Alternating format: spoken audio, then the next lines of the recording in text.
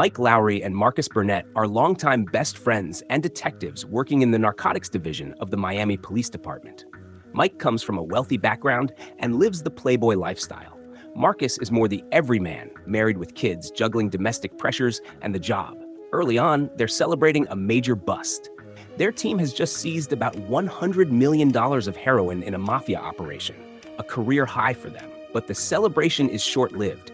The heroin is stolen from the police vault, a huge embarrassment and a career threat. The Internal Affairs Office starts sniffing around. Their boss, Captain Conrad Howard, played by Joe Pantoliano, is under pressure.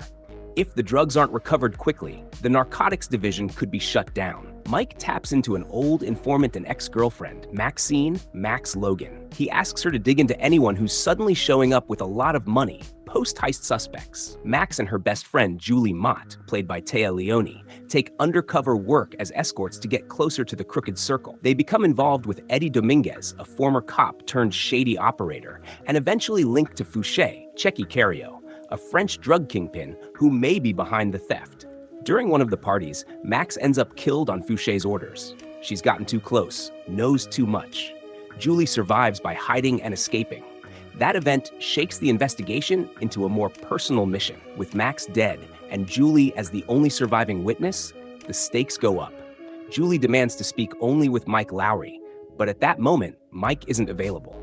So Marcus is forced to step in and pretend to be Mike in order to talk to her and gain her trust. It's a comedic yet tense sequence. Marcus in Mike's role, juggling the impersonation and the danger. Meanwhile, both detectives have to spend time in each other's lives. Mike at Marcus's home, Marcus in Mike's world, while keeping the story going without blowing their cover. This creates comedic tension between them, especially as Julie begins to grow suspicious. As they dig deeper, Mike and Marcus pull more threads. They identify one of Fouchet's henchmen, Noah, from mugshots.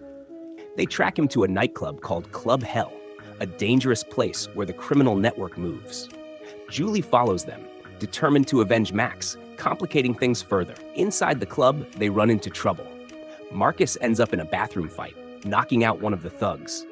Julie tries to take matters into her own hands and go after Fouchet, but Marcus stops her.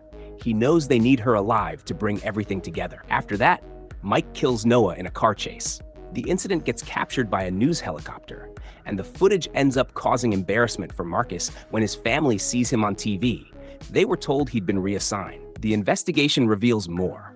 The heroin heist appears to have inside help, and the crooks are working through corrupt channels. Mike and Marcus go to an informant called Jojo, who gives them the location of the chemist who is cutting the stolen heroin, a key piece of the puzzle. They return to Mike's apartment with Julie to stake out the chemist's activity, but Marcus's wife, Teresa, interrupts and inadvertently blows part of their cover by realizing the identity swap. Julie figures out that Marcus and Mike have been playing each other's roles.